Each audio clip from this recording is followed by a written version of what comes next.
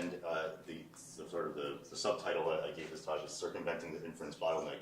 And it more or less addresses a very similar problem that Jessie's work, McGee's work identified,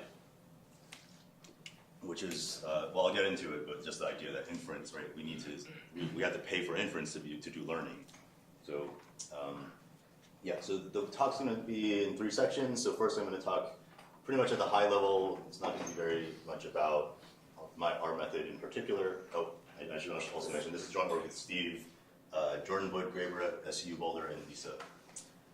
So yeah, I'll talk about at the high level. I won't talk about our method in particular. I'm just going to talk about the motivation. Then I'll go into our particular method, and I'm gonna this section 2 will have a lot of equations. So just bear with me, or just think of them as pictures. If you recognize what they are, that will be fine. If you don't, then don't worry. I'll explain what the intuition behind everything is. And then the last section, I'll talk about the specifics of how we apply this to Hinge-Loss MRFs, or the PSL underlying model. Okay, so the first section, let's talk about motivations. So this has come up a lot in discussions. I've been bringing it up a lot this week. We live in supposedly the era of big data. That's what the marketers are all calling it, and that's often how we market ourselves too. But as people do using statistical relational models, or anybody writing complex probabilistic models, we have this problem where we tend to use relatively small data sets compared to what people in the industry are interested in. So these are some numbers. This is a very, very rough and inaccurate and biased snapshot of the size of data sets that we've been using in our experiments in various papers. And these are just some of the papers I'm familiar with. Right, the smokers network in the original MLN paper was about 1,000 individuals. There was a Wikipedia data set in the first PSL paper that was 2,000. Then Tuffy blew this up to 300,000 individuals, I believe, in a data set. I forget what the data set was, but it was 300,000 nodes in some network. Steve wrote a paper on using ADMM for PSL, or for Hinge-Loss MRFs, that was 375,000. Then Jay had a paper, this is Jay Pajara's work on knowledge graph identification, which had 1.7 million, what were the entities here? Extracted facts, yeah. And then Hugh Miao did some synthetic experiments with social networks with 13 million synthesized users. So those are pretty big, and there's lots of other work that's done some good stuff to get these data set sizes bigger. But what we really care about, right, is this kind of stuff. and I'll point out, right, here's an estimate using Google's knowledge graph to look up this number. I Googled it on a plane, right? This is how many smokers there are estimated in the world. And that's not including their social networks. That's just the smokers themselves. Right? They should have friends who aren't smokers, and so maybe the people you want to consider should be maybe double that. So we want to sell our stuff to people who have real data, and the real data tends to be around. That's a little over ambitious. I know we're not going to get there, but it's usually around here-ish, right? And so how do we get there? I'm not going to get you there in this talk, but this is where this is the direction I want to point us in.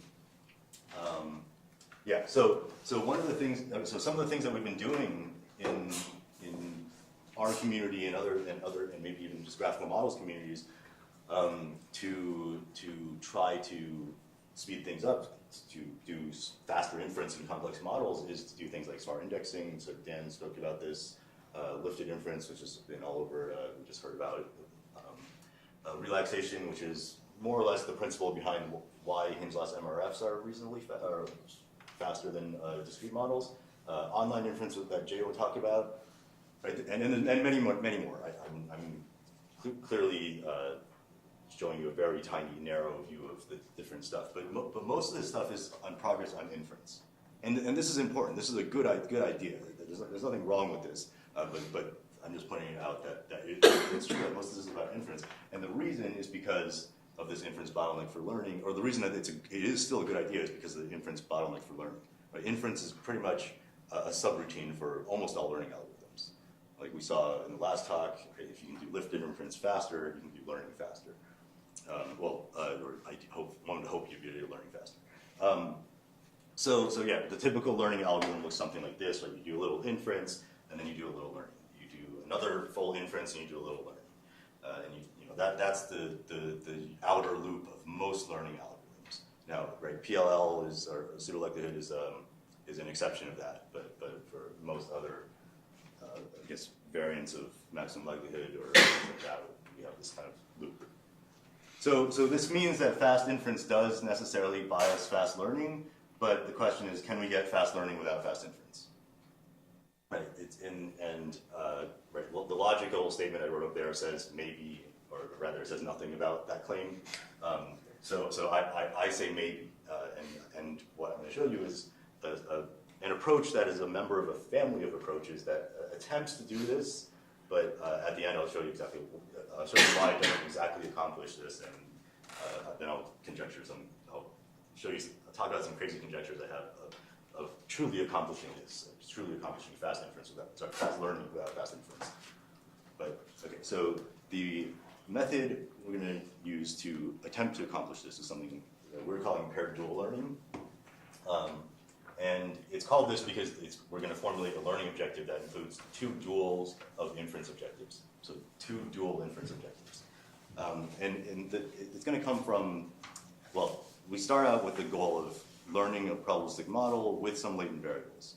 And this is a nice way to think about things. If we have algorithms that can handle this, then this strictly generalizes this setting where there are no latent variables. So again, this section is going to have a few equations, but just I'll tell you what everything is. So this is just the likelihood, and the marginal likelihood is where you marginalize out the latent variable z, so you don't have to worry. You don't have to think about them. You're not optimizing, anything with respect to z.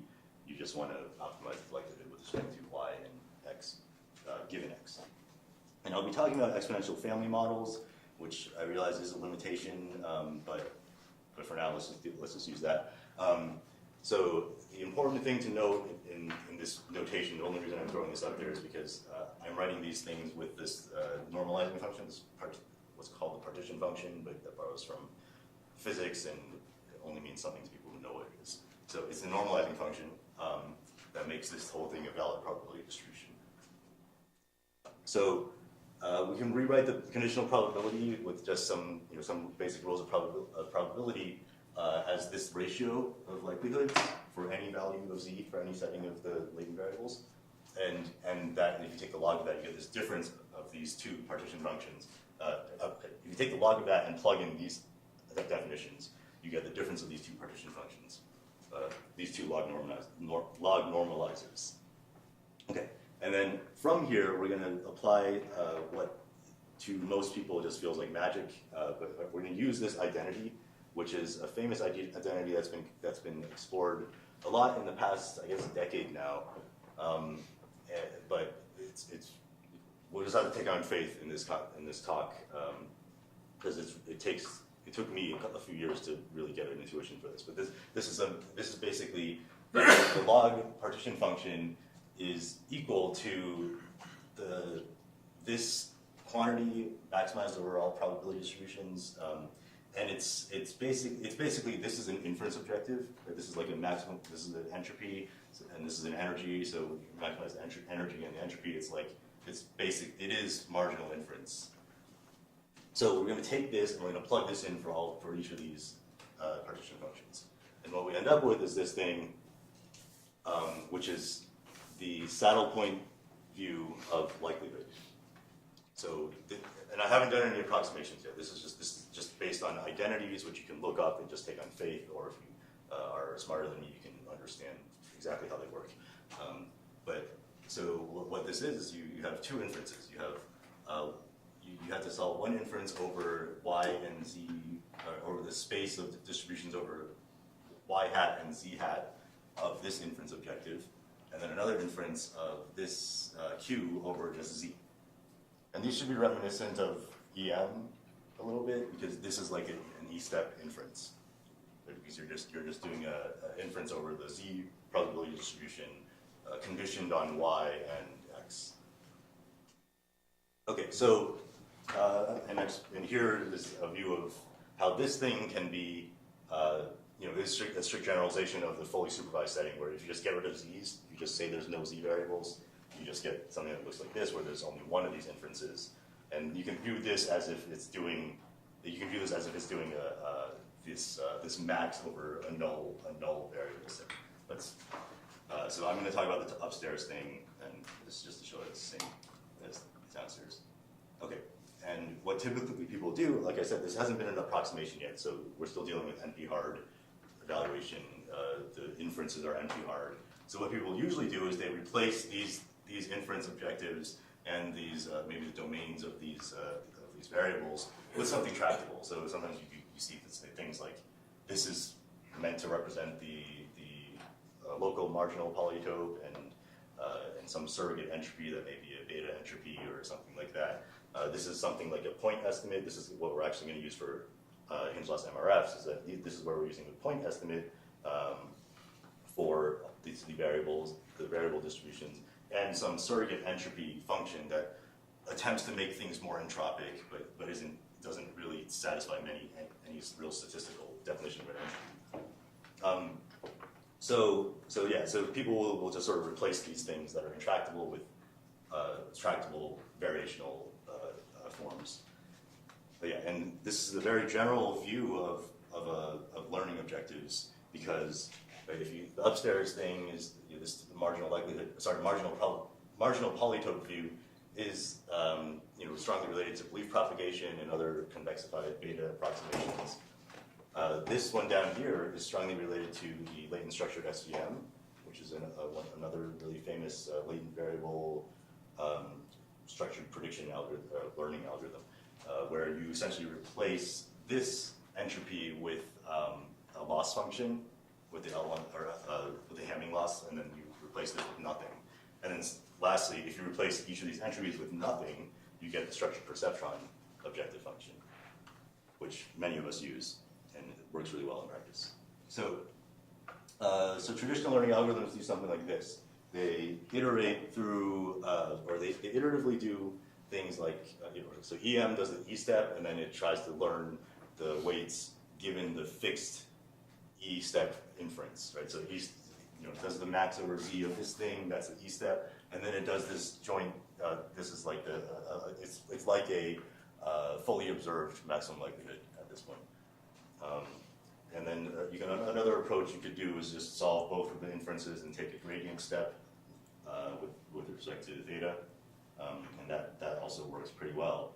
But so here's back to the inference bottleneck, is that for each of these updates to W requires at least one inference solved to completion. And that's where things get expensive in most of our cases, because we have these complex models. So if you inference, and that costs a lot of time, and then we do this, doing a gradient step in theta is really easy. So all the costs comes in with the inference. So the intuition for the paired dual learning approach is basically just to iterate small inference updates with learning updates. So don't solve inference exactly, don't solve it to completion, just sort of improve Z a little bit, improve Y and Z, Y hat and Z hat a little bit, and then take a gradient step in theta. So just iterate that, essentially tighten that loop a little bit more. So it looks like this: you improve the inference estimates, then you improve the model weights, then you improve inference estimates, then you improve model weights. So you can think of this as it's just like a game where you try to time it so that everyone reaches their optima at the same time. So it's a joint optimization over this nasty saddle point, which in some senses loses some principledness, but in other senses it works really well in practice, so trust me. So, but yeah, there's a problem with this approach, which is that we don't really have a good way to do this thing, to improve the inference estimates a little. And the reason for that is that for most of these models that we work with, the best known inference algorithms are dual inference algorithms. So we improve something in some dual function, and we know at convergence we get the optimal primal solution, but we're not really improving things in the primal space necessarily. In practice, a lot of times you can measure it, and it looks like we are improving things in the primal space, but that's not the principle of the algorithm. The algorithm is improving the dual objective, and not the primal. So belief propagation, dual decomposition, ADMM, dual LP cutting plane. These are all dual inference methods. And so we can't really, in a principled way, decode a primal solution. So instead, the solution is pretty simple. It's just use that same saddle point, but replace each of the primal inference objectives with their appropriate dual objective. And you know that at convergence, when everyone's sort of reached that equilibrium point, the fixed points are all the same of the dual and the primal. So it looks like this. Okay, so this was the original thing up top. You know, this one inference, which is you can think of it as the E-step inference. It's got it's max over Z, but now we replace that with a min over alpha of this dual objective, which you'll have to decide what the dual objective is based on which inference algorithm you like using. And then similarly, this min over y hat and z hat becomes this max over that over this negative dual objective. Okay, so that's the high level, or that's the approach, right? And then you have to decide what the different, I guess, parameters or instantiations of these very general terms are. Right? Like you have to decide what you're going to use for surrogate entropy, or how you're going to make this into, how you're going to take the exact inference and turn it into something tractable, and then what dual objective you have based on what dual inference algorithm you're using. So at this point, it's good to step back and talk about how this connects to other things. So there's lots of other work that takes similar ideas. So this actually goes back really far. Well, it was relatively really far to Ben Taskar's original, the second paper the paper right after he introduced max marginal Markov networks, which is one of our seminal, at least I consider it one of our seminal papers in our community. This was the ICML paper where basically he was solving the max margin quadratic program using the dual of inference. So it formed a single quadratic program. And this is, again, fully supervised. This is for fully supervised discrete MRFs. And that technique was more or less forgotten because in practice it's actually really slow, because what he was proposing is plugging that one QP into a QP solver, right, which we know solving inference or a dual of inference in a QP, this off-the-shelf QP solver, is not really a great way to do things. So that was more or less forgotten for a few years. But then Ofer-Meshi in 2010 and Tamir Hazan and Raquel Orchesa simultaneously came up with ways to do this with message passing duals. Right? So they had, Ofer had a dual decomposition approach, and Tamir and Raquel had a convexified beta belief propagation variant, where they were doing this thing where the same idea of iterating weight learning and message passing together. And then Justin Domke recently also did something similar. So those are for fully supervised models. For latent variable models, Alex Schwing and I believe also Raquel and maybe Tamir were also on that paper, did something where they're using kind of the same kind of dual objective, or paired dual objective, but rather not paired dual. They didn't dualize one of the inferences to keep everything convex. Right? I'm happy we keep making it a saddle point, because if we're going to interleave inference and learning, let's just interleave all inference and learning. But what they did was they solved one of the inferences to completion to make it a jointly convex optimization. So it has some nicer guarantees, but it doesn't seem like you're not taking it doesn't seem like you're taking advantage of this principle all the way to me. And yeah, so we wanted to do this paired dual learning for Hinge-Loss MRFs. And just a quick reminder of what they are. Hinge-Loss MRFs are these are templated graphical models that have these these clamped linear function forms. And this again is the generalization of PSL models. Right, a PSL model can fit into this view. Where and Steve, I believe Steve talked about this, but the algorithm that we found works really well for doing map inference in these things is ADMM. And ADMM, the alternating direction method of multipliers, it has this dual. This is something called the augmented Lagrangian, and it looks pretty much just like very similar to the original objective. So this is pretty much like the original inference objective, where you have the energy and you have an entropy or a surrogate entropy. But what's different is that now these are functions of local copies of the variables. So there's now many copies of the variables, one for each potential function, and they don't have to agree. But what happens is then they get penalized by these terms by how much they disagree. And this is the augmented Lagrangian form.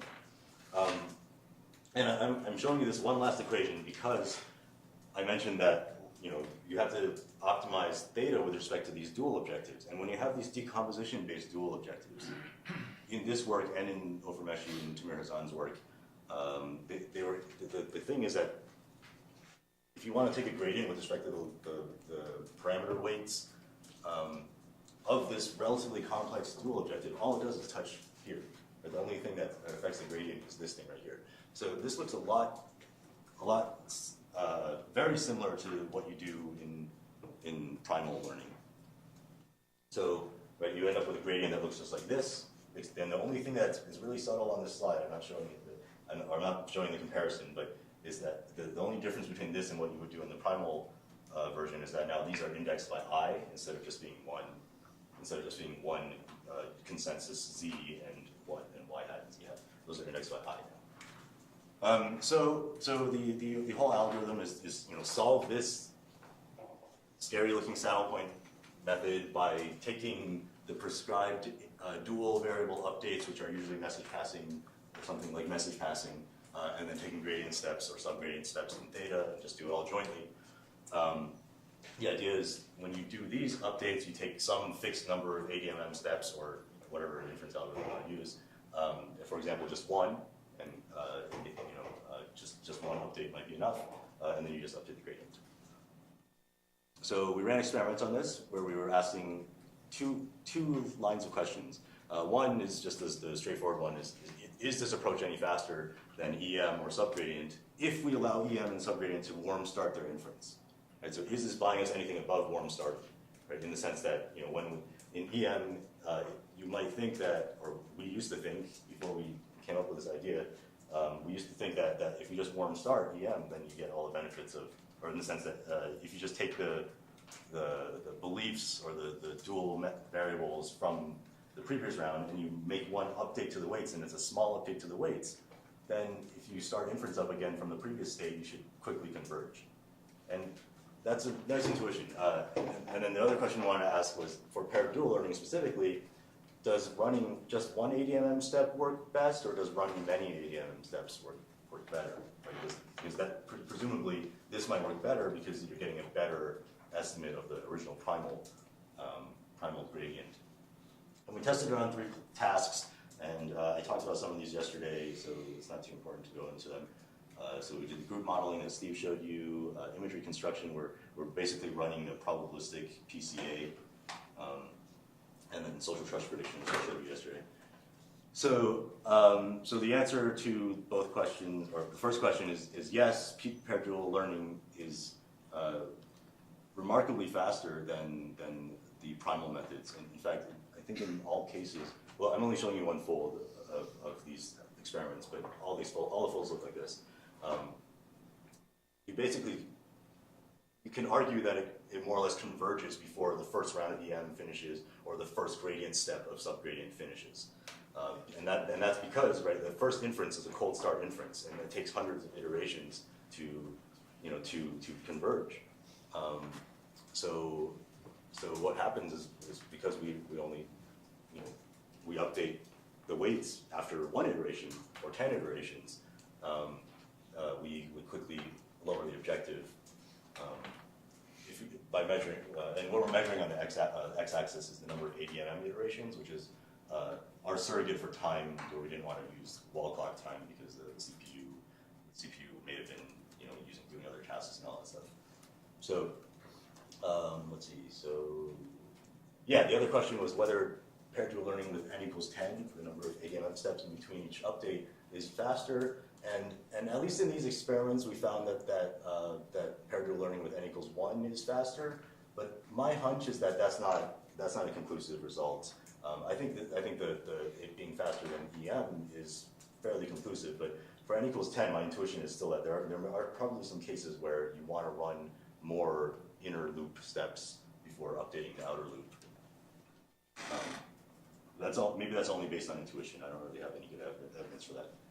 Okay, and less importantly, the models also get pretty good test performance. Like I showed you that the e-opinions result was the best we've ever seen from our group, or at least working on this data set.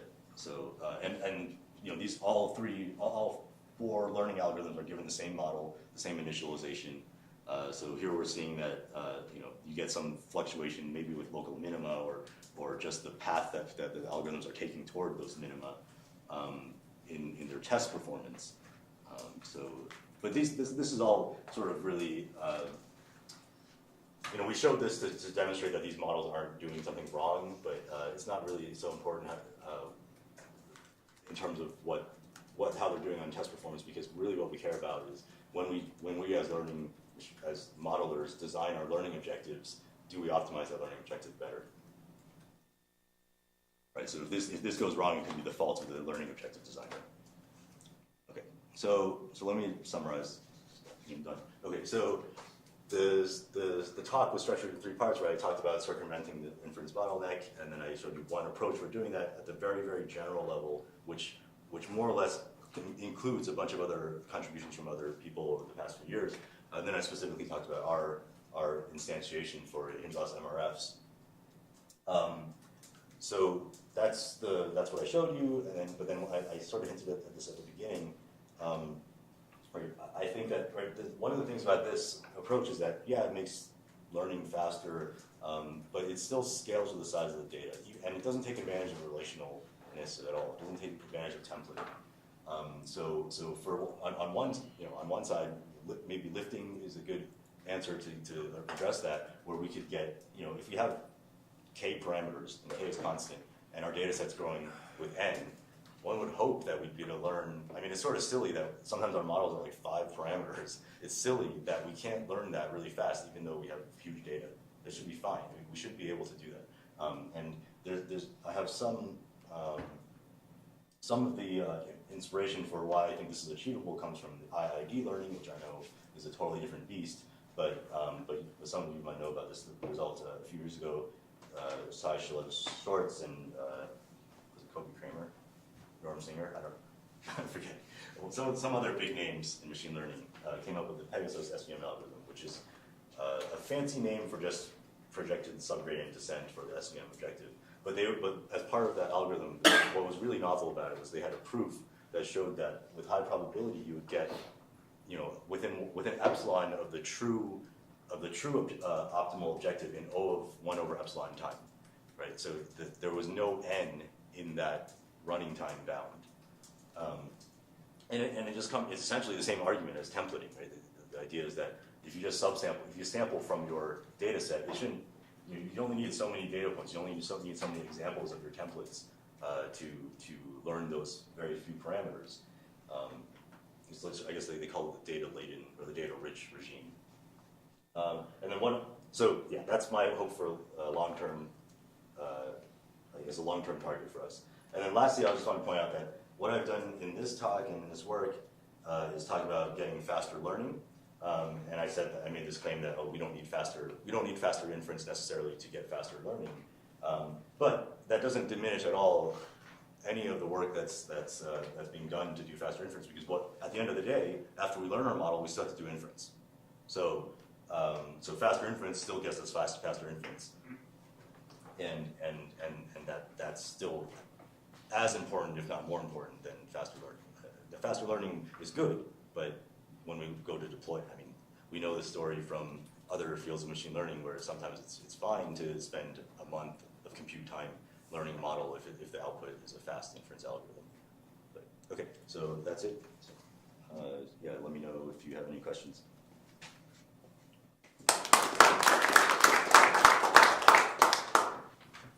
We'll have some time maybe for a couple of quick questions before the coffee break, and then give the panel later.